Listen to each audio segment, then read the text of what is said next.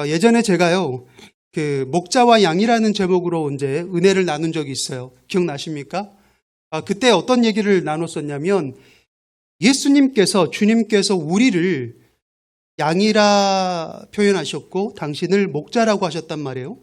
왜 우리를 하고 많은 가축들 중에서, 혹은 동물들 중에서 양으로 표현하셨는지, 그 양의 특징에 대해서 우리가 좀 나눴었습니다. 그러면서 양과 목자의 관계를 설명했었거든요. 그런데 오늘은 그에 이어서 양보다 오늘은 목자에 대한 얘기를 좀 하려고 해요. 오늘 본문 7절에 우리 주님께서 당신 스스로를 뭐라고 정의를 하셨거든요. 우리 7절 한번 다시 보시겠어요? 7절의 말씀 우리 함께 읽어보겠습니다. 시작.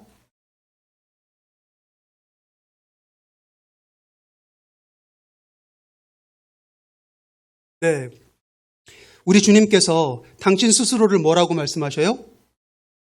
양의 문이라 그렇게 말씀하셨어요. 여러분, 양의 문이 뭡니까? 양을 치는 목자가 이게 낮 동안에는 방목을 해요. 방목이 뭔지 아시죠? 마음대로 이렇게 초장에서 뛰어놀고 풀을 먹도록 자유롭게 이렇게 키우다가 저녁이 되면 위험하잖아요. 밤이니까. 그래서 안전한 울타리 안으로 들어오게 하려고 만든 문이에요.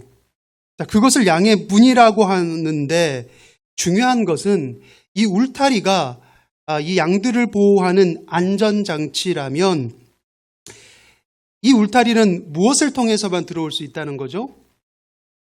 문을 통해서만 들어올 수 있고 나갈 수 있다는 거예요. 그래서 이 양의 문이 중요하게 다뤄주는 겁니다. 오늘 보면 여러분이 방금 목소리 내어서 읽으셨지만 진실로 이르노니 그랬어요. 예수님의 말씀에 진실로가 한 번 이상 반복된 것은 예수님이 특별히 강조한 거예요. 그만큼 중요하다는 얘기인데 그 중요하다는 얘기가 뭐예요? 내가 양의 문이다. 너희가 이것을 기억해라. 기억해라는 것은 가슴에 새기라는 거예요. 가슴에다가 이렇게 뭘로 파서 새길 수 없잖아요. 가슴에 새기라는 말은 그걸 기억하라는, 그걸 외우라는 말이거든요. 외우라고 한 만큼 중요하게 강조된 말이 양의 문입니다. 예수님은 오늘 이 양의 문이 곧 자신이라고 했어요. 여러분, 이게 무엇을 의미합니까? 우리 성도는요, 양이잖아요. 그러면 우리는 양의 문 대신 예수님을 통해서 말씀이라는 울타리 안으로 들어가야만 우리는 안전할 수 있다라고 하는 거예요. 뿐만 아니라 그 양의 문을 열어주시는 누군가 있어야겠죠? 양의 문을 열어주시는 이 또한 오늘 본문은 예수님이 말씀하시길 주님이시라고 그렇게 말씀하고 있어요. 11절에 보니까 나는 선한 목자라 그랬어요. 목자가 양의 문을 열어주는 거거든요. 그러니까 이 말에 의하면 양의 문도 주님이신데 그 문을 열어주는 이 또한 누구예요? 주님이시라는 거예요. 그만큼 주님이 다 한다는 거죠. 주님이 중요하다는 거예요. 우리의 안전과 가장 직결되고 가장 중요하게 강조된 것은 주님입니다. 우리 주님이 선한 목자라고 했는데 그래서 오늘 제가 말씀의 제목을 선한 목자라고 했어요. 많이 들어보셨잖아요. 그런데 정작 많이 들어봤지만 성경에서 이상하게 많이 강조되고 흔하게 많이 듣는 내용들에 대해서 성도들이 그만큼 진지하게 생각하지 않아요. 우리 그렇잖아요. 생활 가운데 우리에게 흔하게 있는 것들은 굉장히 중요한 것임에도 불구하고 우리가 인지하지 못하는 경우가 있습니다. 우리 공기 없으면 살 수 있어요, 없어요? 살 수 없어요. 이거는 우리 생명과 직결된 문제잖아요. 그런데 공기에 대해서 그렇게 너무너무 감사하다. 내가 오늘 몇 번의 숨을 쉬어서 이렇게 생각하면서 사는 사람 없다는 거죠. 이 말씀도 마찬가지예요. 선한 목자라고 하는 거를 우리는 노래도 부르고 주일학교 때부터 그렇게 강조해 왔어요. 그런데 정작 선한 목자가 어떤 의미인지 왜 감사해야 하는지에 대해서 깊이 묵상하고 생각해 보는 기회를 갖지는 않아요. 사실 이스라엘 사람들은요, 대부분 집에서 양을 키웁니다. 그래서 선한 목자가 어떤 의미인지 굉장히 이스라엘 사람들은 예수님의 말씀에 대해서 깊은 공감을 했다는 거예요. 자, 그런데 이 선한 목자의 요건에 부합하려면 어떤 것이 있어야 되느냐? 이 목자가 양의 문을 열어놓고 양의 문으로 양들을 통과시켜서 울타리 안으로 들여보내잖아요. 그때 이 양들에게 행하는 목자의 일련된 일과 아주 깊은 관련이 있습니다. 제가 그것을 여러분들에게 설명드리려고 해요. 여러분, 카우보이 영화 혹시 보신 적 있어요? 그런 거 굳이 좋아하지 않더라도 이렇게 채널 돌리다 보면 외화 시리즈 같은 데 보면 내가 원하진 않지만 스쳐 지나가듯 보이는 장면들 분명히 몇 번은 있을 거예요. 카우보이들이 소라든가 말 같은 대형 가축이죠. 이 대형 가축들을 울타리 안으로 이렇게 들여보내는 작업이 심심치 않게 볼 수 있습니다. 어떤 모습이죠? 일단은 카우보이가 말을 직접 타는 거예요. 직접 타면서 굉장히 역동적이게 막 이렇게 소리도 휘파람도 불면서 막 휘휘 하면서 그 가축들을 급하게 몰아서 울타리 방향으로 데려갑니다. 그러면 울타리 그 문 쪽에서는 큰 문이 있어요.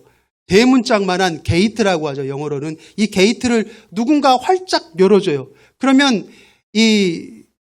한 명의 카우보이가 전 그 가축들을 몰이했을 때 문이 열리자마자 급하게 아주 일사불란하게 그리고 빠른 속도로 그 많은 가축들이 울타리 안으로 들어가는 장관을 보게 되는 거예요. 꽤 볼만합니다.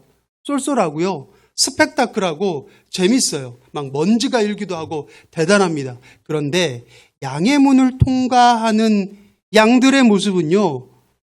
이렇게 급하고 스펙타클하고 일사불란하지 않아요. 왜 그런지 아세요? 양의 문은 이 말이나 소를 들여보내는 문처럼 대문이 아니에요. 큰 게이트가 아니라 굉장히 작은 문이에요. 어느 정도로 작냐면 한켠에 여기가 예를 들어서 양의 문이 있다. 그러면 한켠에 목자가 서고요. 그러면 한쪽으로 들어가야 되는데 그 한쪽으로 여러 마리가 들어갈 수 있는 정도의 크기가 아니라 겨우 한 마리 정도 들어갈 수 있는 크기. 그 정도밖에 되지 않아요. 그럼 왜 이렇게 양의 문을 작게 만들었을까요? 생각해 보면 일단 좀 답답하잖아요.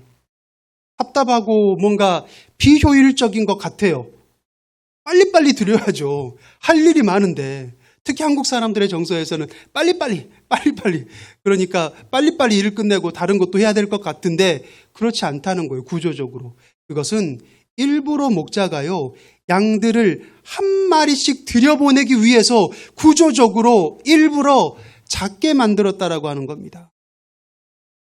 왜 선한 목자는 양들을 한 마리씩 들여보내려고 하는 걸까요? 네?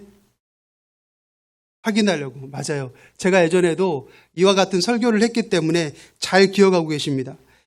먼저 중요한 것은 선한 목자가 되려면 양들의 이름을 반드시 불러준다는 거예요. 양들의 이름을 불러주기 위해서 양의 문을 작게 만들었다라고 하는 거예요. 여러분 이게 이해되세요? 양이 몇 마리 정도 될까요? 200마리, 300마리? 어쨌든 엄청 많겠죠. 그런데 그 많은 양의, 많은 무리의 양들의 이름을 누구는 기억한다는 겁니까? 목자는 기억하고 있다는 거예요. 그게 중요한 겁니다. 여러분, 저와 여러분을 세상에서 얼마나 기억할 것 같아요? 내가 얼마나 중요한 사람인지에 따라서 내 이름을 아는 사람이 많을 거고 내 이름을 기억해 주는 사람이 많을 텐데 사실은요, 이 세상에서 정말 중요한 위치를 차지하고 있는 사람들조차 사실은 그 사람의 이름을 기억하는 사람들이 많지 않아요. 아무리 유명한 사람이다 하더라도 세월이 지나면 사람들의 기억에서는 그 사람의 이름을 잊어버릴 수밖에 없습니다. 제가 어떤 TV를 보니까 어떤 집에 그 고양이를 몇십 마리 키우는 분이 있더라고요. 보니까 그놈이 그놈 같고 그놈이 그놈 같아요. 그런데 이분은 그 고양이들의 이름을 다 기억하는 거예요. 그러면서 아유 미미야 엄마가 그렇게 하지 말랬지 하면서 막 대화하는 거예요. 근데 고양이가 이 말을 이해해요? 못 이해해요? 이해하지 못해요. 들을 수 없어요. 이게 뭔 말인지 몰라요. 근데 그럼에도 불구하고 주인은 어때요? 마치 대화하는 것처럼 사람과 내 딸과 내 아들과 대화하는 것처럼 그렇게 이름을 부르고 아이 컨택을 하면서 대화를 합니다. 왜 그래요? 그만큼 애정이 있다는 거죠. 우리 선한 목자 되신 주님께서 바로 양된 우리에게 그렇다라는 겁니다. 그분은 애정이 있다는 거예요. 여러분, 저와 여러분의 하루는 어떻게 끝이 납니까? 우리는 하루 일과를 끝날 때 주님의 이름을 부르면서 일과를 끝내나요? 여러분, 잠자리에 들기 전에 기도하고 주무시죠? 그런데 우리 가끔 보면 기도를 놓칠 때가 솔직히 있잖아요. 너무 바빠서 또 너무 지치면 기도할 틈도 없이 잠이 들 때가 있어요. 그런데 우리 주님의 일과는 그렇지 않아요. 우리 주님의 일과는 한 마리씩 한 마리씩 나에게 속한 양들을 이 양의 문으로 통과하게 해야 되거든요. 그때마다 우리의 이름을 불러야만 우리 주님의 하루의 일과가 끝난다는 거예요. 이게 얼마나 큰 은혜입니까? 얼마나 큰 감동입니까? 제가 수요일 날 하나님의 기억에 대해서 설교를 한 적이 있어요. 수요 예배에 오신 분들은 아마 기억이 나시겠지만 하나님의 기억을 이루는 특별한 단어가 있다고 했죠. 뭐예요? 자카르라고 했습니다. 자카르는 하나님의 기억이에요. 사람의 기억에는 자카르라는 표현을 쓰지 않아요.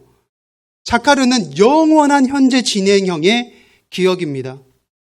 그래서 요셉이라고 하는 사람이 감옥에 갇히게 되었을 때 술 맡은 관원장, 바로왕의 술 맡은 관원장이 같은 감옥에 갇히게 됐는데 그의 꿈을 해몽해 줬어요. 그리고 당신이 내가 해몽한 대로 복직이 되면 그때 당신은 내 이름을 기억해서 내가 좀 억울하게 이 감옥에 갇히게 됐는데 바로왕에게 내 억울함을 좀 이해하게 해달라고 그렇게 호소하죠. 그런데 어때요? 술 맡은 관원장이 기억합니까?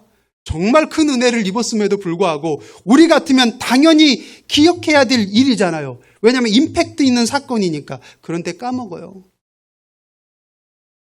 수 없는 세월 동안 까먹다가 굉장히 어떤 절대절명의 순간에 갑자기 새까맣게 잊어버렸던 요셉에 대한 기억이 술 맡은 관원장에 딱 기억이 납니다. 그런데 이것은 사람의 그 술 맡은 관원장이 기억해낸 게 아니었어요. 왜냐하면 원어 성경에 보니까 여기 이 술 맡은 관원장의 기억을 하나님의 기억인 자카르라고 썼거든요. 그 말은 뭔 말이냐면 사람인 술 맡은 관원장은 나를 잊어버린 거예요. 양인 요셉을 잊어버렸는데 누가 기억하고 있어요? 영원한 현재 진행형의 기억. 하나님은 나를 기억하고 계셔서 그 하나님의 기억이 이 사람을 술 맡은 관원장을 깨운 거예요. 그런 기억으로 날마다 나를 내 이름을 부르고 나와 아이 컨택을 하고 있다는 것이 바로 선한 목자의 조건이라는 겁니다. 자, 제가 예전에 양의 특성에 대해서 이야기할 때 중요하게 다뤘던 게 있어요. 양의 시력입니다. 기억나세요? 양의 시력이 좋아요, 나빠요? 매우 나쁘죠. 제가 이야기할 때 1m 전방이라고 했어요. 1m 전방이면 사람이 어떻게 되는지 알아요? 제가 그런 장애를 가지고 있지는 않지만 저도 시력이 점점 떨어지고 있는데 계속 떨어지고 있으면 눈을 이렇게 했다가 찌푸렸다가 결국에는 가까이 있는 쪽으로 시선을 옮기게 돼요. 1m 전방밖에 보이지 않는다는 말은 어떤 말이냐면 시선을 어디로 두고 있어야 되나? 땅을 보면서 살 수 없다는 거예요. 양이 그렇습니다. 양이 그렇다는 것은 우리도 그렇다는 거예요. 우리가 양에 비유됐잖아요. 사람이 그렇습니다. 사람이 눈이 밝은 것 같지만 우리는요, 당장 내 눈앞의 이익만 보면서 그 이익을 쫓아서 살아가는 인생이에요. 양이 그래요. 1m 전방밖에 안 보이니까 땅만 보고 있어요. 그럼 땅을 보면 양의 관심은 뭐예요? 풀이잖아요. 그 풀이 조금 더 무성한 쪽으로 가요. 그럼 그 풀이 무성한 쪽으로 가다 보면 결국 어디에서 멈춰서게 되냐? 양보다 키가 큰 풀이 무성한 풀숲에 다다르게 됩니다. 그럼 문제는 나만 그곳에 있는 게 아니에요. 다른 양들도 다 나처럼 시력이 안 좋잖아요. 그러면 똑같은 방향으로 오는 거예요. 그럼 많은 양들이 그 풀숲에 한데 모이니까 어떻게 돼요? 양들이 또 고집이 세거든요. 그러니까 내가 좀 더 이거 먹어보겠다고 욕심 부르다가 서로 싸우기도 하고 다투기도 하면서 뿔에 찔리기도 하고 상처를 내기도 합니다. 그런데 더 중요한 것은 거기에 치명적인 위험이 있다는 거예요. 그 풀숲에 어떤 위험이 있느냐? 첫 번째, 그 풀숲에는 포식자가 항상 숨어 있어요. 성경의 오늘 본문의 12절에 보면 그 포식자를 일이라고 했습니다. 여러분 동물의 왕국이라든가 이런 프로그램을 보시면 사자나 이런 맹수들이 다른 먹이를 사냥할 때 어디에 감춰요? 풀숲에 납작하게 엎드립니다. 풀숲에 엎드려서 내 사냥감들이 나를 발견하지 못하도록 매복하고 있어요. 그러다가 느려지거나 방심하고 있는 그러한 먹잇감을 바로 달려가서 낚아채는 거예요. 항상 풀숲에는 이리와 같은 포식자들이 숨어 있다라고 하는 거예요. 근데 그거를 목자는 알아요. 그런데 누구는 몰라요? 시력이 나쁜 양은 모르는 거예요. 또 한 가지 위험이 있어요. 그 무성한 풀 가운데에는 키가 큰 풀일수록 중동에는 이 양들이 먹을 수 없는, 그러니까 소화의 장애를 일으키는 독풀들이 가득한 거예요. 당연히 양이 이걸 알아요, 몰라요? 몰라요. 양의 눈에 조금 내가 먹기 편한 풀만 그냥 보고 그 이익만 추구하는 게 양이에요. 그래서 이것을 본 목자는 지팡이와 막대기로 안위한다라고 하잖아요. 지팡이와 막대기로 툭툭툭 쳐가면서 양들을 그곳에서 떼냅니다. 떼내서 향한 곳이 어디냐 하면 원래 양들이 모이는 곳은 자기보다 키가 큰 무성한 먹을 게 많은 풀숲이잖아요. 근데 그 풀숲에서 양들을 떼어내서 우리가 잔디깎기 있죠. 잔디깎기로 깎아놓으면 어떻게 됩니까? 반질반질하게 이렇게 키가 작은 그 풀들이 있잖아요. 그 키가 작은 풀들이 있는 곳으로 목자가 옮겨줘요.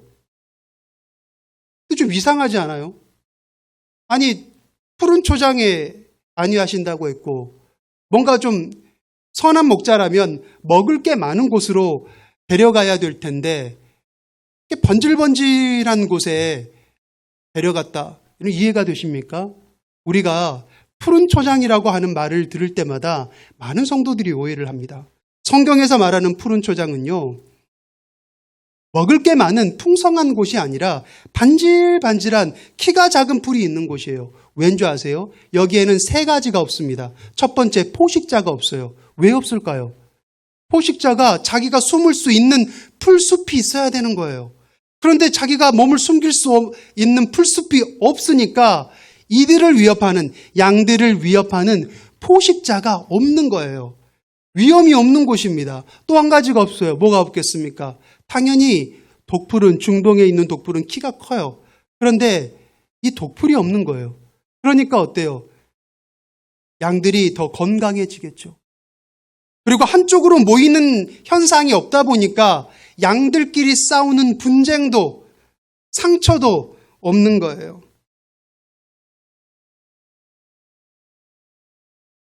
여러분, 양들의 관심은요, 우리들의 관심은 언제나 먹을 게 많은 풍요로움입니다. 생각해 보세요. 내가 좀 많은 것을 얻고 싶고 많은 걸 누리고 싶은 게 사람들의 항상 관심이잖아요. 제가 항상 해년마다 기도 제목을 받으면 10가지 기도 제목이 있다 그러면 거기에 몇 가지는 반드시 들어갑니다. 더 많은 것을, 더 큰 것을, 더 위대한 일을 이룰 수 있게 해달라는 게 기도 제목이에요. 근데 그게 나쁘다는 게 아니라 우리의 본성이 그렇다는 거예요. 더 많은 것을 추구하게 되어 있어요. 그런데 목자의 관심은 그런 풍요로움이 아니라, 많은 것을 먹게 하는 게 아니라, 목자의 관심은 오직 어떻게 하면, 우리의 관심은 어떻게 하면 내가 더 많은 것을 먹고 등 따시게 살까, 이거라면 목자의 관심은 어떻게 하면 내 양들이 조금 더 안전할까, 이거에 관심이 있다는 겁니다. 여러분 혹시 서운하세요? 나 이건 좀 반대인데 내가 하나님을 믿고 전도된 것은, 하나님 믿으면 하나님이 나에게 복을 준다고 해서 내가 풍요를 얻기 위해서 내가 믿는데 이거 좀 아닌 것 같은데 좀 서운할지도 모르겠어요. 그런데 왜 목자가 풍요함보다 안전을 선택할까요? 여러분, 내가 좀 덜 먹어도 죽지 않아요. 양은요, 먹는 게 조절이 되지 않는답니다. 돼지도 그렇잖아요. 돼지도 있으면 있는 대로 다 먹어요. 그죠? 양도 마찬가지예요. 양도 풀이 나 있으면 그 풀들이 없어질 때까지 먹어요. 심지어 염소 같은 경우는 뿌리까지 뽑아 먹어요. 그래서 많이 먹는 게 결코 목자의 입장에서 봤을 때 양의 건강에 좋아요, 좋지 않아요? 좋지 않아요. 그런데 여러분, 안전은 어떻습니까? 안전은 생명과 직결된 거예요. 여러분, 예수님이 이 땅에 왜 오셨습니까? 우리에게 부자가 되게 하려고 오셨어요? 아니면 우리를 죽음에서 살리기 위해서 오셨어요? 오늘 본문에도 이야기하고 있잖아요. 우리에게 생명을 주시려고 오셨다. 우리를 살리기 위해 오신 것이지 우리가 부자 되게 하려고 오신 게 아니라는 말이에요. 우리의 직함이 바뀌게 하려고 오신 게 아니라는 말이에요. 그러니까 여러분, 결국 우리가 날마다 부르짖는, 그리고 우리가 사랑하는 말씀인 이 푸른 초장이라고 하는 것은 먹을 게 많아서 풍요로운 초장이 아니라 선한 목자 때문에 마음이 풍요해지는 그런 초장을 말하는 겁니다. 그런데 그럼에도 불구하고 개 중에 어떤 양들은 목자의 마음을 헤아리지 못하고 자기가 원하는 방향으로 가요. 그래서 풀숲이 많은 곳으로 갑니다.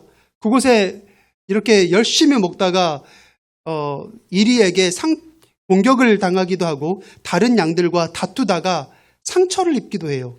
제가 지난번에 말씀을 나눴지만 어때요? 상처를 입으면 피가 나고 그게 진물이 나면 어떻습니까? 거기에 날파리들이 온통 꼬이게 된다는 거예요. 근데 여러분 잘 아시지만 양의 털은 어때요? 굉장히 촘촘한 곱슬모잖아요. 그래서 들어갈 때는 그냥 들어갈 수 있어도 나올 때는 쉽지 않아요. 절대로 빠져나올 수 없죠. 그래서 그 벌레들이 그 냄새를 맡고 그곳에 들어갔다가 그 진물 먹고 있다가 거기서 나오지 못하고 죽어요. 죽으면 어떻게 돼요? 그게 또 썩어서 그게 온통 악취를 발현시키고요. 그게 또 질병의 원인이 됩니다. 그래서 선한 목자는 양의 문을 바로바로 그냥 급하게 들어가게 하는 것이 아니라 그런 양들을 발견하는 거예요.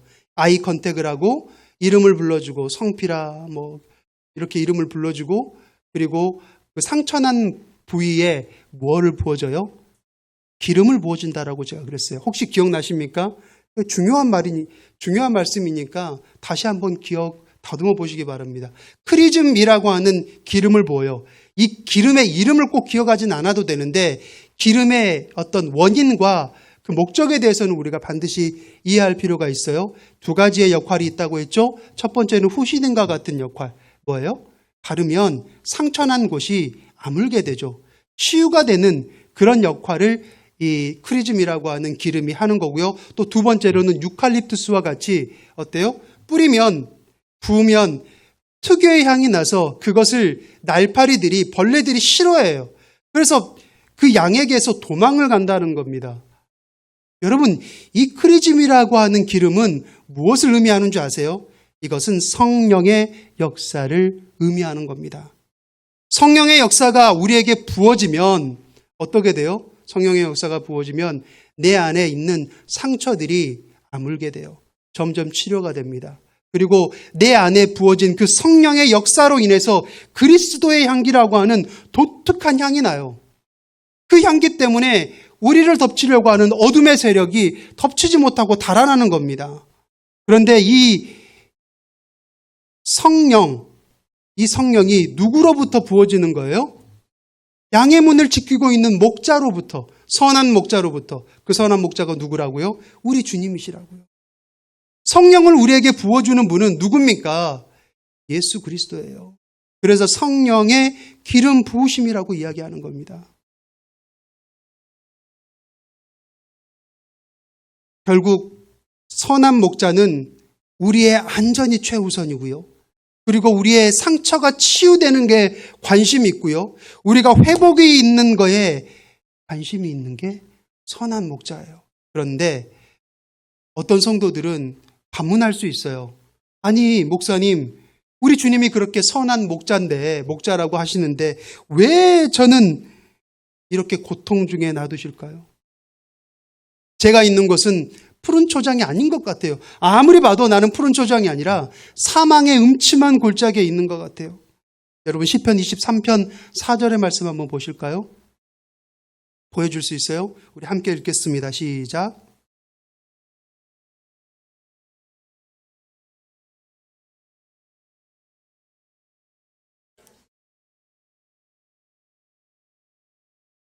네, 내가 사망의 음침한 골짜기를 지날 때가 있어요, 없어요? 있다는 거예요. 있는데 그때 해를 두려워하지 않는다라고 했어요. 여기서 말하는 해는 밭에서 바깥에 쨍쨍 내리쬐는 그 해가 아니잖아요. 나를 덮치려고 하는 어둠의 세력이 우리에게 벌이려고 하는 그 끔찍한 짓이죠. 그게 두렵지 않대요. 왜? 막대기와 지팡이로 나를 안위하시는 선한 목자 때문에. 여러분, 선한 목자가 더 좋은 푸른 초장에 인도하려고 양들을 몰아서 다른 방향을 갑니다. 목적지가 생겼어요. 근데 그 목적지로 가려면 반드시 지나야 하는 곳이 있어요. 거기가 어디냐면 사망의 음침한 골짜기인 거예요. 골짜기를 지나야 합니다. 근데 골짜기는 협곡이에요. 비탈길입니다. 그래서 길이 좋지 않아요. 더군다나 이곳은 포식자들이 즐겨 찾는 사냥터예요. 목자를 잃고 유리하는 양들이 있잖아요. 그러면 기다렸다가 잡아서 사냥하기에 굉장히 쉬운 곳이기 때문에 항상 이런 협곡, 이 골짜기에는 포식자들이 항상 대기하고 있습니다. 그래서 붙여진 이름이 사망의 골짜기, 음침한 골짜기라고 이야기하는 거예요. 그런데 여기에서 신기한 일이 벌어져요. 이 사망의 음침한 골짜기를 통과하려고 하는데 양들의 행동이 이상해집니다. 왜 이상해지느냐? 누가 시키지도 않았어요. 목자가 그렇게 교육하지도 않았는데 이 양들이 사망의 음침한 골짜기로 들어가니까 자기도 모르게 어떻게 하느냐? 목자 곁에 뽀짝 달라붙는 거예요. 이해되세요? 목자를 의지하는 겁니다. 그리고 그 목자를 의지해서 마치 목자와 한 몸이 된 양 이렇게 촘촘한 발걸음을 옮기면서 사망의 음침한 골짜기를 아무 사고 없이 통과해내요. 통과해내면 그곳에 무엇이 기다리느냐? 바로 이전보다도 더 풍성한 푸른 초장이 나온다는 거예요. 그런데 진짜 복은 이전보다 내가 더 푸른 초장에 내가 안내되어서 왔다. 이게 아니라 정말 이 양이 받은 복은 뭐예요? 사망의 음침한 골짜기를 통해서 그것을 통과했더니 내가 누구와 더 가까워졌다? 나의 선한 목자 되신 주님과 내가 더 끈끈한 애착 관계가 생겼다는 거예요. 그래서 사망의 음침한 골짜기를 일부러 목자는 데려갑니다. 왜요? 평소에 내 말을 듣지 않는 양이 있거든요. 그런데 사망의 음침한 골짜기를 한번 통과하게 되면 얘가 나에게 뽀짝 달라붙은대요. 목자에게. 안전해야 되니까. 아, 이분이 나를 지켜줄 수 있는 분이구나. 이거를 느끼니까. 여러분, 우리 중에 나 BTS 한다 라고 하면 굉장히 우리 모두가 부러워할 거예요. 어른들은 공감이 되게 안 되시네요. 어른들은 임영웅, 나 임영웅 안다. 그러면 어때요? 굉장히 부러워할지 모르겠어요. 그런데 여러분, 이 사람들과 알 수 있는, 친할 수 있는 방법 아세요? 모르시잖아요. 근데 저는요, 주님과 친할 수 있는 방법을 알아요. 어떤 사람이 주님과 친할까요? 하나님, 꼼짝 마. 까불면 나한테 죽어. 이렇게 말하는 사람이 하나님과 친할까요? 여러분, 하나님과 주님과 친할 수 있는 방법은 뭐냐? 주님과 함께 사망의 음침한 골짜기를 얼마나 내가 통과해 봤냐라고 하는 거예요. 그 횟수와 비례한다는 겁니다. 우리는 하나님, 내 삶 가운데 왜 내가 푸른 초장에 있지 않고 지금 사망의 음침한 골짜기에 나를 두셨어요? 너무 힘들어요. 어떻게 그게 선한 목자예요? 우리는 주님 앞에 이렇게 불평할지도 모르지만 우리가 사망의 음침한 골짜기에 통과하고 있다면 오히려 우리는 그것을 기뻐해야 돼요. 왜냐하면 그것을 통과할 때 나는 주님과 더욱더 뽀짝하게 되는 것입니다. 기도하겠습니다. 사랑과 은혜가 한량없이 많으신 하나님 아버지, 선한 목자 되신 다의 하나님이 나를 통해서 이루시고자 하는 그 놀라운 역사를 우리가 말씀을 통해 다시 한번 확인했습니다. 주님 감사드립니다. 주님, 이 놀라운 역사가 내 평생 나의 이정표가 되고 내 발걸음이 될 수 있도록 인도하여 주시옵소서. 그래서 내가 사망의 음침한 골짜기를 지날지라도 내가 오히려 주님과 더욱더 뽀짝할 수 있는, 애착이 될 수 있는 그러한 아버지 은혜가 있다는 것을 내가 마음에 새기고 거기에서 큰 힘과 위로를 얻고 나아갈 수 있기를 원합니다. 성령님으로 기름 부어주시고 역사하여 주시옵소서. 예수님 이름으로 기도드립니다. 아멘.